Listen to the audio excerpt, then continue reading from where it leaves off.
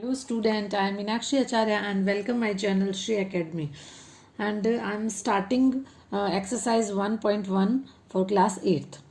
अब हम जो क्वेश्चन करने जा रहे हैं वो है क्वेश्चन नंबर 1.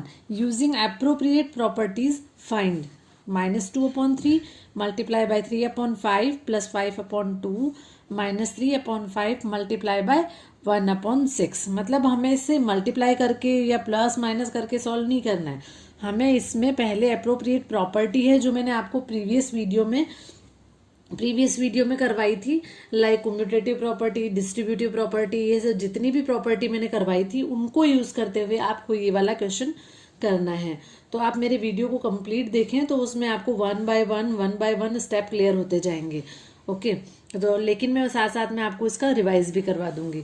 अब देखो हमारे पास क्वेश्चन क्या है, -2/3 multiply by 3/5 plus 5/2 -3/5 multiply by 1/6. देखो इसमें कॉमन क्या चीज आ रही है, इसमें यहाँ पे भी 3/5 है, यहाँ पे भी क्या है 3/5 है. तो मैं यहाँ क्या करती हूँ, दोनों को एक साथ लिख लेती हूँ, है ना. तो यहाँ पर देखो क्या है, इसमें कोई प्रॉब्लम थोड़ी है क्योंकि मैं यहाँ पर इसको एक साथ लिख रही हूँ. 2/3 मल्टीप्लाई बाय है 3/5 माइनस 3/5 मल्टीप्लाई बाय 1/6. इन दोनों को मैंने पास में लिख लिया है, प्लस 5/2. अगर थोड़ा सा दिमाग पे प्रेशर डालोगे तो इसमें आपको पता चल रहा है कि कॉमन कौन सी प्रॉपर्टी में आता है. We know that by using distributive property. तो अगर मैं यहाँ पर आपको बताऊं कि डिस्ट्रीब्यूटिव प्रॉपर्टी होती क्या है, जो मैंने आपको प्रीवियस वीडियो में करवा दिया है डिस्ट्रीब्यूटिव प्रॉपर्टी, इसको मैं आपको एक बार रिकॉल करवा देती हूँ कि डिस्ट्रीब्यूटिव प्रॉपर्टी में क्या होता है, ए क्रॉस बी प्लस सी. तो अगर इसे सॉल्व करें या इसे एक्सप्रेस करें तो क्या हो जाएगा, A cross B multiply by A cross C. तो अब यहाँ पर देखो क्या है, इसमें ये है कि कॉमन आ रहा है, ये यहाँ पर क्या है कॉमन है. तो मैं यहाँ पर जो कॉमन है वो ले लेती हूँ. तो हमारे पास यहाँ पर कॉमन क्या है, 3/5. तो मैं यहाँ पर जो कॉमन ले लेती हूँ -3/5. अब देखो मैंने इसमें से 3/5 हटा लिया, यहाँ पर 3/5 हटाया तो क्या बचा 2/3. तो यहाँ पर आ गया 2/3 और यहाँ से मैंने माइनस कॉमन लिया तो ये हो गया प्लस 1/6. और अगर यहाँ कंफ्यूजन रहे तो आप माइनस साथ में ले सकते हैं, प्लस 5/2. तो अब यहाँ पर हमने कौन सी प्रॉपर्टी अप्लाई की है, डिस्ट्रीब्यूटिव प्रॉपर्टी. तो हमने यहाँ पर क्या किया है, ए क्रॉस बी प्लस सी वाली प्रॉपर्टी यूज की है. ये कौन सी प्रॉपर्टी है, डिस्ट्रीब्यूटिव प्रॉपर्टी. अब देखो इसे सॉल्व करना आपको आता है, -3/5. अब यहाँ पर हम क्या करेंगे, 5/6. यहाँ मैं 3/6 में एलसीएम ले लेती हूँ 6. तो 3 2 जा 6, 2 2 जा 4. इसको मैं थोड़ा डायरेक्ट कर रही हूँ क्योंकि ये हमने छोटी क्लासों में कर लिया है. यहाँ पर आ गया +1 प्लस 5/2. अब ये देखो कितना हो गया, -3/5 मल्टीप्लाई बाय 5/6 प्लस 5/2. अब अगर मैं इसको सॉल्व करूं तो 5 से 5 कैंसिल हो जाएगा. तो जो आंसर हमारे पास रहेगा, तो जब हमने इसको सॉल्व किया तो ये क्या आ गया, -3/6 प्लस 5/2. इसको लोवेस्ट टर्म में लिख लेते हैं तो ये 3 की टेबल से कैंसिल होके 3 1 जा 3, 3 2 जा 6. Then answer will come out 1/2 -1/2. Okay plus 1/2 plus 5/2. इसको जब मैं सॉल्व करती हूँ तो जो हमारा आंसर आ जाता है वो आता है -1 प्लस 5. ये आपको पता है, मैंने आपको सिखा दिया है इसको कैसे सॉल्व करते हैं. दोनों साइन चेंज है तो हम इसमें माइनस कर देंगे, लेकिन साइन किसका रहेगा, प्लस का रहेगा. तो 4/2. Then our answer is 2. So it was the first part of question 1. Let's come to the next part. Yes, next part 2/5 3/-7 -1/6 multiply by 3/2 plus 1/14 multiply by 2/5. अब देखो हमने यहाँ पर ये देखा है कि हमें फिर एक जैसी जो कॉमन दिखाई दे रही है वो ये दिखाई दे रही है ना 2/5. और जो 2/5 है वो किसमें, जो कॉमन चीज आती है वो किसमें आती है डिस्ट्रीब्यूटिव प्रॉपर्टी में, राइट. 2/5. तो हम इसे वापस क्या करते हैं, हम इसे वापस रीअरेंज करते हैं. रीअरेंज मतलब वापस उसको रीसेट करके लिख देते हैं, मतलब दोनों को पास पास में लिख देते हैं. 2/5 3/-7 plus 1/14 multiply by 2/5 minus 1/6 multiply by 3/2। तो अब देखो हम इसमें क्या लेंगे, कॉमन लेंगे। We can take it is as 2/5। 2/5 हमने क्या लिया, कॉमन लिया। और यहाँ पर देखो हमारे पास क्या बचता है अंदर, 3/-7, 3/-7 प्लस 1/14, राइट, माइनस। अब इसे हम कट कर देते हैं, 3 × 3, 3 × 6। तो हमारे पास यहाँ आंसर क्या आ जाता है, -1/4। ये तो हमने इसको सॉल्व कर लिया है, -1/4। अब हम इसको सॉल्व करते हैं।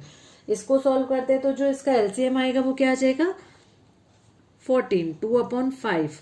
तो ये क्लियर हो रहा है ना आपको, कि जो क्लियर नहीं है, मान लो जहाँ कहीं भी आपको डाउट लगे तो वो मेरे कमेंट बॉक्स में मेंशन करना, तो मैं आपको नेक्स्ट वीडियो में बता दूंगी। तो 14 हो गया, तो यहाँ हो गया -6 प्लस 1 -1/4। तो यहाँ पर जो आंसर आता है वो आता है 2/5 and this will become -5/14 -1/4।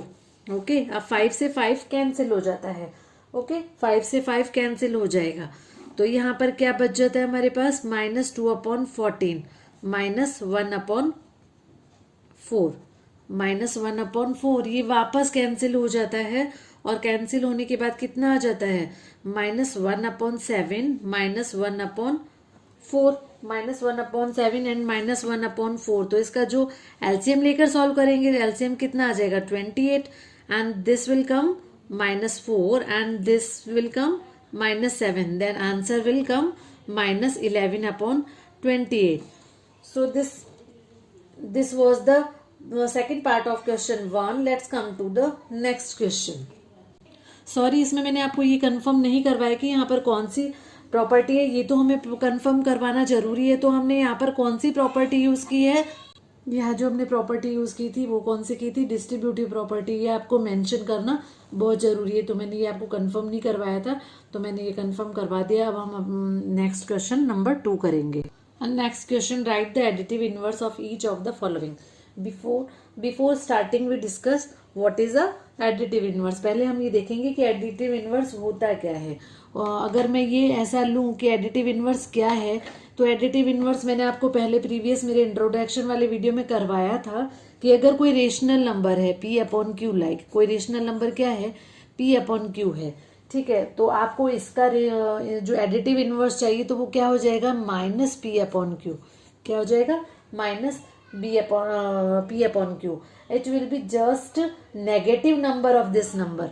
Just क्या हो जाता है, नेगेटिव नंबर हो जाता है। और ये होता कैसे है, इट शुड बी,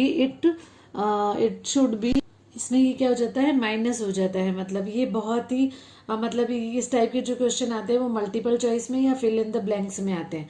तो ये छोटे छोटे क्वेश्चंस में आते हैं, बड़े क्वेश्चन इसमें नहीं बनते।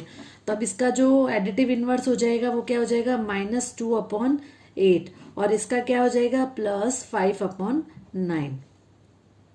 ये ऑलरेडी नेगेटिव में है, तो हम पहले इसे क्या करेंगे, पॉजिटिव। ये माइनस माइनस है वो क्या हो जाएगा, दोनों चेंज हो जाएंगे, माइनस से माइनस कैंसिल हो जाएगा, तो ये हो जाएगा +6/5।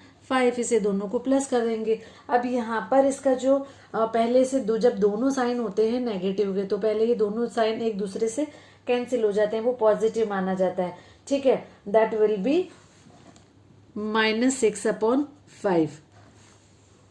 ओके, 2/-9। ये ऑलरेडी नेगेटिव में है, तो इसका जो आंसर आ जाएगा वो क्या आ जाएगा, उसका जो आंसर आएगा वो आ जाएगा 2/9।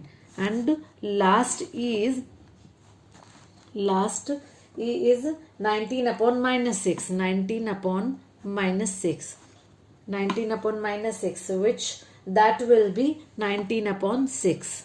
That will be 19/6. Now let's come to the next question number 3. Yes, in this question we have verify that minus of x is equal to x. मतलब अगर हम इन दोनों को मल्टीप्लाई करेंगे तो वो x आ जाएगा।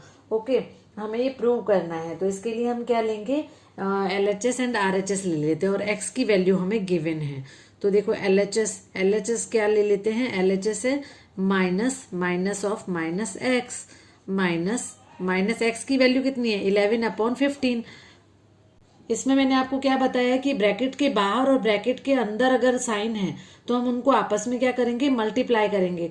तो minus multiply by minus then will be plus 11/15, 11/15, and again RHS is also 11/15. So therefore LHS equal RHS, LHS equal RHS. Okay, part is x equal -13/7। Again हम यहाँ पर LHS ले लेते हैं। इसके फर्स्ट पार्ट में मैंने क्या बोला, इसको LHS और RHS के इक्वल कर देते हैं। तो LHS यहाँ पर क्या है, माइनस ऑफ माइनस x। तो माइनस ऑफ माइनस x की वैल्यू कितनी है, -13/7। देखो 2 बार यहाँ पर माइनस आ गया है, तो यहाँ पर क्या हो गया है, माइनस मल्टीप्लाई होगा ये दोनों, क्योंकि ये दोनों क्या है, ब्रैकेट के अंदर है। तो यहाँ पर आ गया 13/7, 13/7 माइनस 13/7, -13/7, 7 नहीं है 17 है। Okay, we know that 13/7 which is equal to -13/7। So therefore LHS equal RHS, LHS equal है RHS। तो दोनों इक्वल आ गए। तो ये हमने क्या किया है, क्वेश्चन में वेरीफाई किया है। Now let's come to the question number 4। Yes, question number 5, find the multiplication inverse of the following. Multiplicative inverse बताना है आपको। क्या बताना है, मल्टीप्लीकेटिव इनवर्स। तो मल्टीप्लीकेटिव इनवर्स में आपको क्या करना होता है, रेसिप्रोकल बताना होता है। क्या बताना होता है, रेसिप्रोकल। इसको मैं थोड़ा यूं बता देती हूँ, क्योंकि ये मैंने पहले आपको करवा दिया है। जैसे A/B है, तो A/B का जो रेसिप्रोकल होगा दैट विल बी B/A। क्या होगा, B/A। तो देखो क्वेश्चन है हमारे पास -13। क्वेश्चन क्या है, -13। तो -13 इसके नीचे कुछ भी नहीं है, तो उसे हम क्या मानेंगे, 1 मानेंगे। तो उसका रेसिप्रोकल क्या हो जाएगा, -1/13। इसमें हमें माइनस कंसीडर नहीं करना है कि माइनस होगा कि प्लस होगा, साइन वैसा का वैसा रहेगा। यहाँ पर इसका रेसिप्रोकल क्या हो जाएगा, -19/13। And next part 5/1 and next D is -5। पहले हम इसे मल्टीप्लाई कर देते हैं, 15/87। देखो 56। पहले हमने माइनस को माइनस से मल्टीप्लाई किया, तो प्लस 5 3 जा 15, 8 7 जा 56। इसका जो हम रेसिप्रोकल करेंगे तो उसका जो रेसिप्रोकल आएगा वो होगा 56/15। ये एक तो question number 2 and question number 4 दोनों ही क्वेश्चन है वो हमारे मल्टीप्लीकेट फिलअप में और मल्टीपल चॉइस में आते हैं। तो it was the question number 4। ये आपके 1 से 4 क्वेश्चन कंप्लीट हो गए हैं। इनको मैंने बड़ा ही शॉर्ट और इजी वे में आपको जो प्रॉपर्टीज है वो भी सिखा दी है। अब जो अगले क्वेश्चन है वो नेक्स्ट वीडियो में बताऊंगी। बट हाँ, मेरे चैनल को सब्सक्राइब और लाइक करना ना भूले। Thank you.